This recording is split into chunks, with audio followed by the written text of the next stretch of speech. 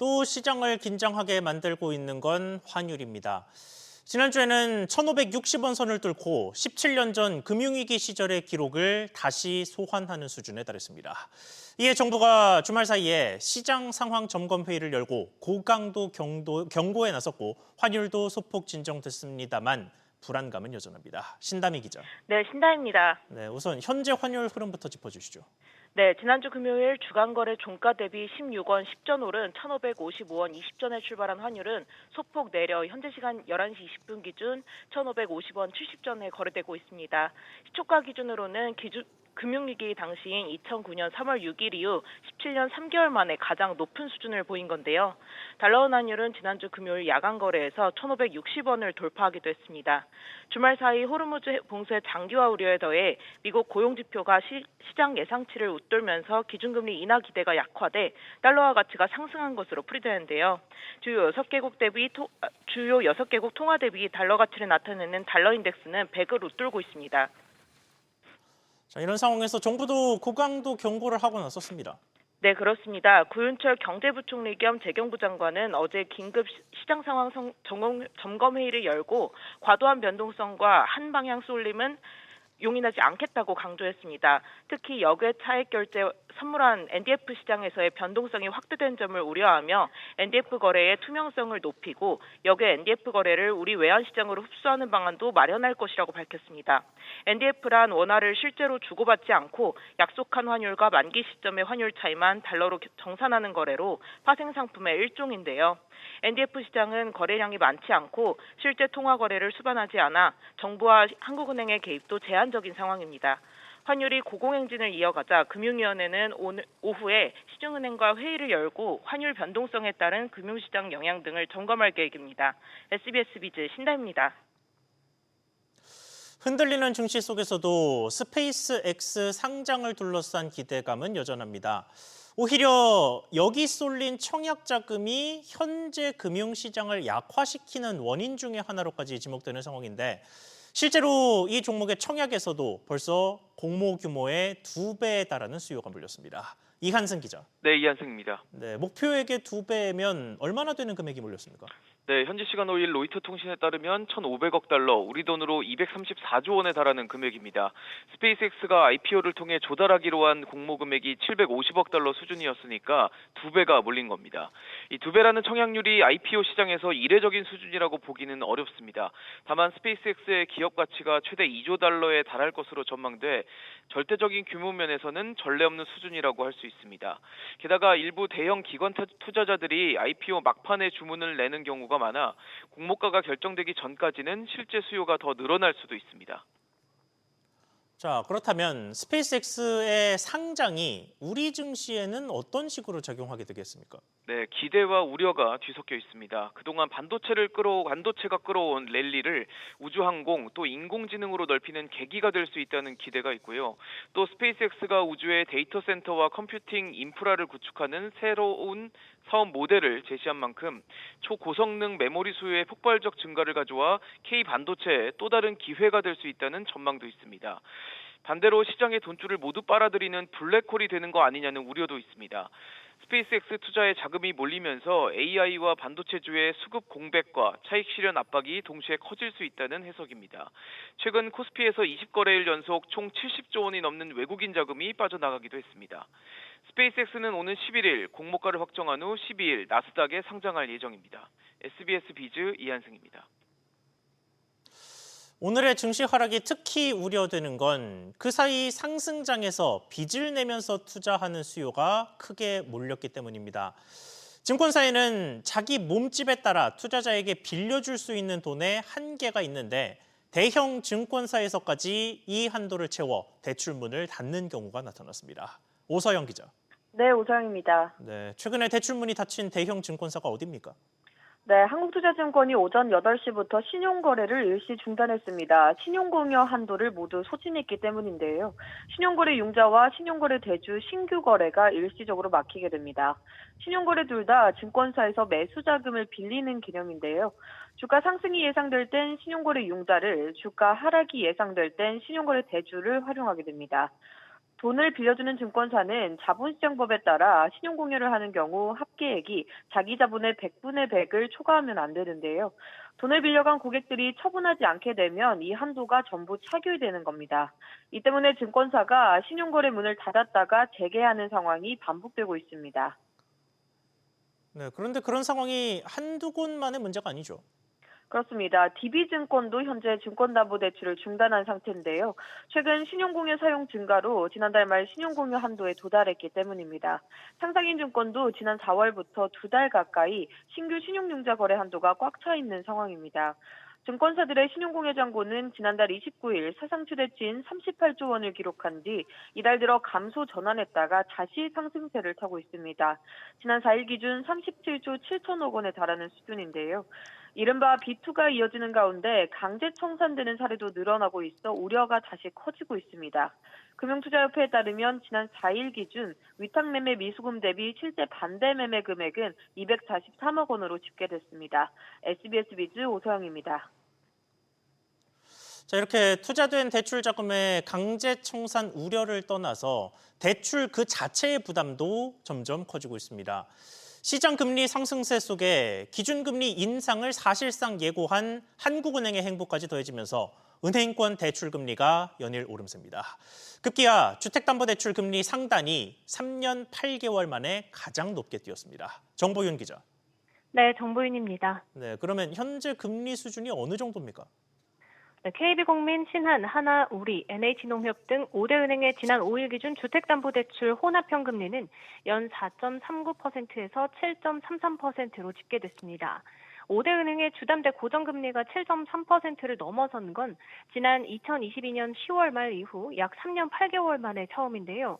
고정금리의 주요 지표인 은행채 5년물 금리는 지난달 8일 4.019%에서 지난 5일 4.413%로 한 달 만에 0.4%포인트 가까이 뛰어올랐습니다.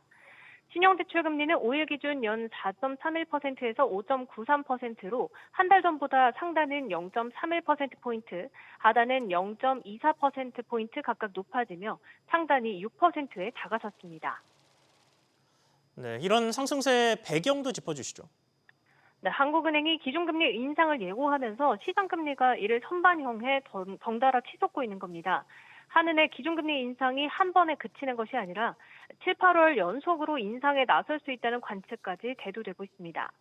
신현송 한은 총재는 환율을 잡으려면 금리를 2%포인트, 3%포인트 올려야 한다며 고물가 고환율을 해소하기 위한 금리 역할론에 힘을 실었습니다.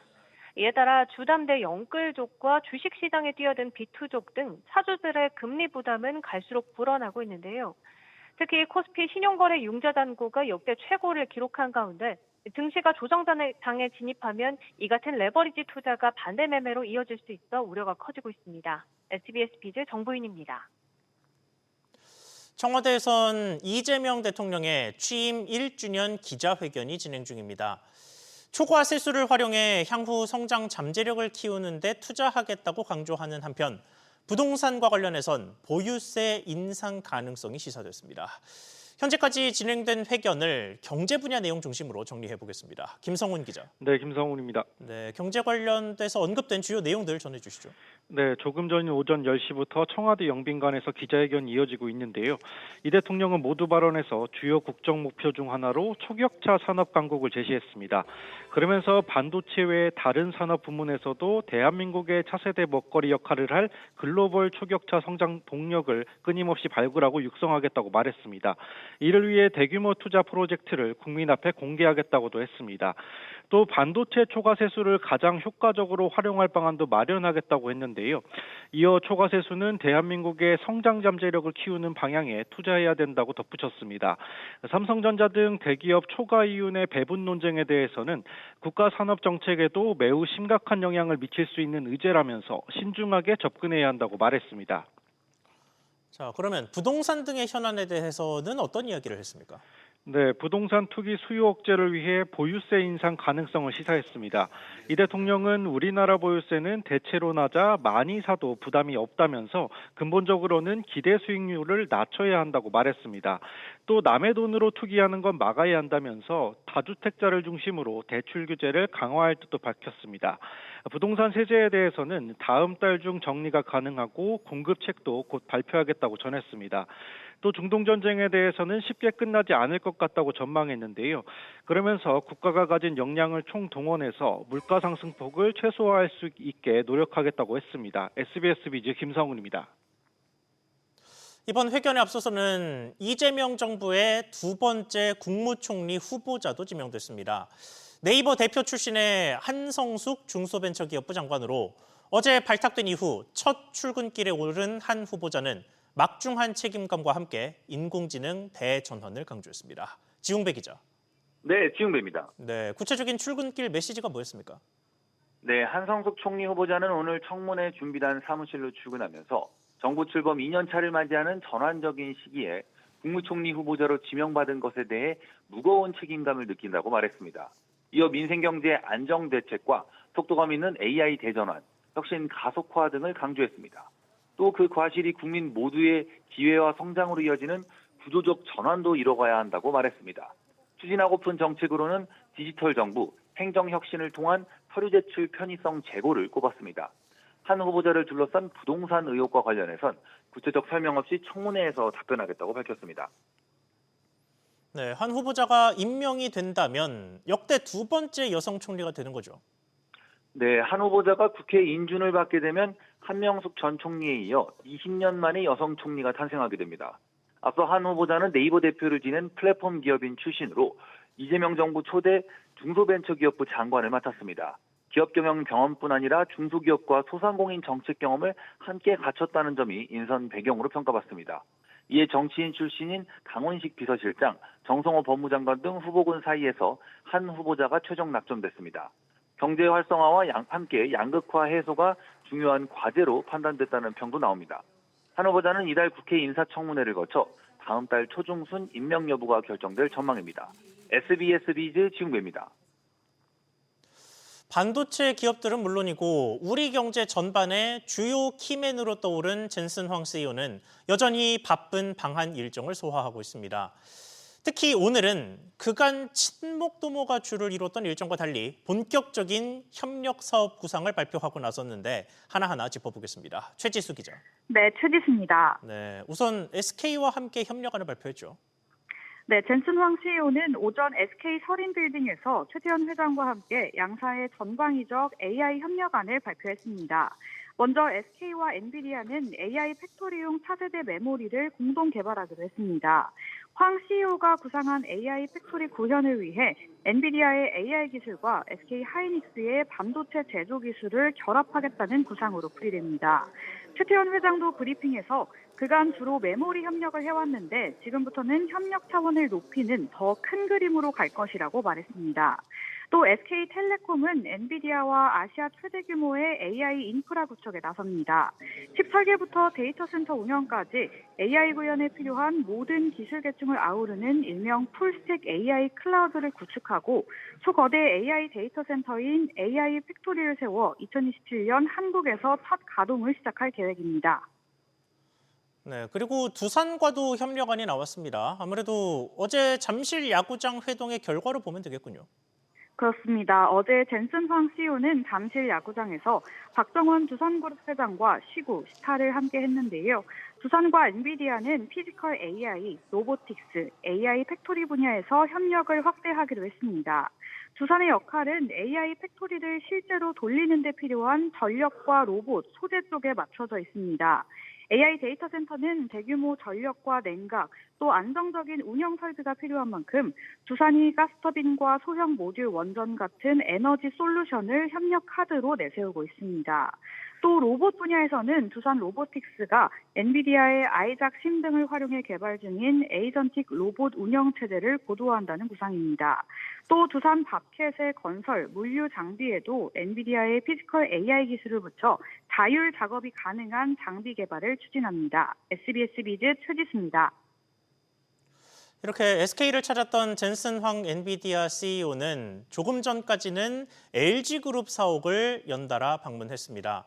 이번 출장길에 구광모 회장과는 두 번째 만나게 된 셈인데 오늘은 LG그룹과의 AI 협력 방안 관련 구체적인 내용도 발표됐습니다. 이 현장에 나가 있는 취재기자 연결해 보겠습니다. 박규준 기자.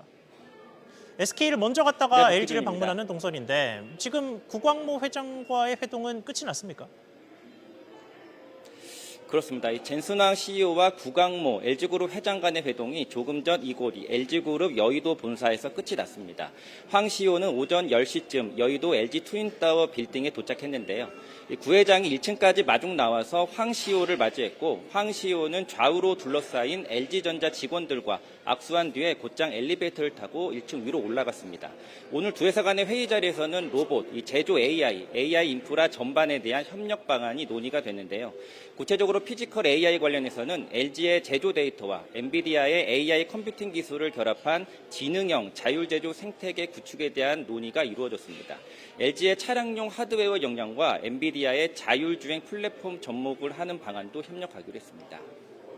네, 젠슨 황 CEO 오후에도 일정이 참 많은데 현대차와 네이버 사옥도 방문하기로 돼 있죠.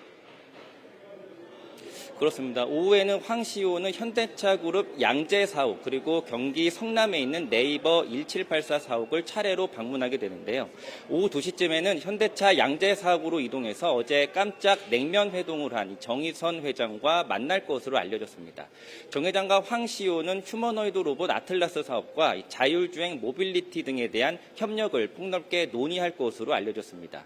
이후 3시 넘어서는 네이버를 찾아서 디지털 트윈 분야에 대한 협력을 논의를 하고 네이버의 스트리밍 플랫폼 치지직에도 현장 라이브 출연이 예고되고 있습니다. 저녁에는 서울 신라호텔에서 전영현 삼성전자 반도체 부문 부회장과 만난 후에 오늘 밤 늦게나 내일 이른 아침에 김포공항을 통해서 출국할 것으로 알려졌습니다. 지금까지 여의도그룹 LG 본사에서 SBS 비즈 박규준입니다. 다음 소식입니다. 조금 전 이재명 대통령의 기자회견에서도 나온 질문이었죠. 반도체 기업들의 초과 이익은 분배의 대상인지, 만약에 그렇다면 어떻게 분배해야 하는지와 관련해 삼성전자가 선제적인 움직임을 시작합니다. 오늘부터 한 달간 제품을 산 고객에게 온누리 상품권을 지급하는 행사가 시작되는데 행사의 내용과 의도 짚어보겠습니다. 엄하은 기자. 네, 어마은입니다. 네, 그러니까 구매한 금액의 일부를 상품권으로 돌려주겠다는 거죠.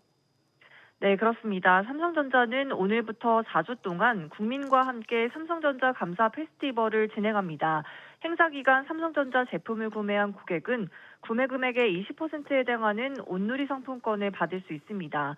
군인과 경찰, 소방, 교정공무원 등 제복공무원에게는 혜택이 더 커집니다. 구매 금액의 30%를 온누리 상품권으로 지급하는데 병역 의무를 이행 중인 현역 장병도 포함됩니다. 상품권은 삼성닷컴 내 행사 페이지를 통해 신청할 수 있으며 디지털 온누리 상품권 형태로 지급됩니다. 지급된 상품권은 전국 전통시장과 상점가 등 가맹점에서 현금처럼 사용할 수 있습니다. 삼성전자는 이번 행사를 통해 약 4천억 원 규모의 온누리 상품권이 시장에 풀릴 것으로 보고 있습니다. 네, 그러면 삼성전자가 이런 행사를 추진하는 배경도 짚어주시죠. 삼성전자는 최근 반도체에서 포조로 거둔 성과가 국민의 성원과 지지 덕분이었다며 이를 사회와 나누기 위해 행사를 마련했다고 설명했습니다. 실제로 삼성전자는 최근 노사임금 단체 협약 협상 타결 과정에서 향후 5년간 5조 원 규모의 사회 기여 확대 방안을 추진하기로 한 바 있습니다. 이번 온누리 상품권 지급 역시 그 연장선상에서 이루어지는 첫 대규모 사회 환원 프로그램으로 풀이됩니다. 다만 고객 입장에서는 삼성전자 제품을 살 때 받는 사실상 할인 혜택에 가깝고 삼성전자 입장에서도 가전 판매를 끌어올리는 판촉 효과를 기대할 수 있습니다. 삼성전자는 앞으로도 이사회와 준법감시위원회 논의를 거쳐 추가적인 사회 기여 방안을 검토할 계획이라고 밝혔습니다. SBS 비즈 엄하은입니다. 퇴직연금 제도가 도입 20년 만에 대대적인 개편을 앞두고 있습니다. 쥐꼬리 수익률이라는 오명을 벗기 위해 기금형 퇴직연금을 도입하고 모든 사업장에 퇴직연금을 의무화하는 데 속도를 낼 전망입니다. 서주현 기자. 네, 소주연입니다. 네, 지금 퇴직연금 개편 논의가 한창이죠. 네, 고용노동부와 노동계, 경영계가 참여한 노사정 TF는 모든 사업장에 퇴직연금을 단계적으로 의무화하고 기금형 퇴직연금을 도입하기로 합의했습니다.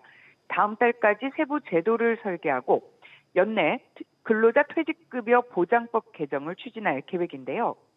2005년 제도 도입 이후 약 20년 만에 구조 재편입니다. 퇴직연금 연간 수익률은 지난해 6.47%로 역대 최고였지만 국민연금 수익률 19.9%와는 차이가 컸습니다.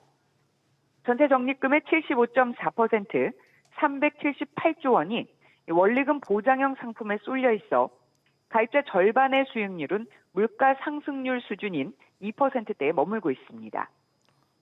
자, 그러면 이게 구조적으로 바뀌어서 기금형 퇴직연금이 되면 이것은 어떻게 운영되는 겁니까? 네, 개인과 기업별로 흩어져 있는 퇴직연금을 하나로 묶어 전문 기관이 운용하는 방식입니다. 현재 근로복지공단이 중소기업에 한정해 운영 중인 기금형 제도 푸른 씨앗은 최근 3년여간 누적 수익률이 26.98%에 달했습니다. 이에 따라 국민연금공단이 중소기업 외에도 포괄적인 퇴직연금 운용 기관으로 거론되는데 노후소득보장 관점에서는 장기 투자 경험이 있는 국민연금의 참여가 설득력이 있다는 평가가 나옵니다. 다만 기금형 퇴직연금은 개개인 계좌에 쌓인 돈을 굴려 성과에 따라 퇴직금이 달라지는 확정 기여형 구조 위주인 만큼 국민연금이 개별 자산 운용에서도 역량을 발휘할 수 있을지는 검증이 필요하다는 지적도 나옵니다. SBS 비즈 서주연입니다. 중동 전쟁이 개전 100일째를 맞았습니다. 그럼에도 불구하고 최근 상황은 더욱 혼란스러워지고 있습니다. 이스라엘과 이란이 서로 공격을 주고받고 보복을 경고한 가운데 도널드 트럼프 미국 대통령의 중재도 효과가 떨어지는 분위기입니다. 정광윤 기자. 네, 정광윤입니다. 네, 우선 이란과 이스라엘 양국 사이 상황이 어떻습니까?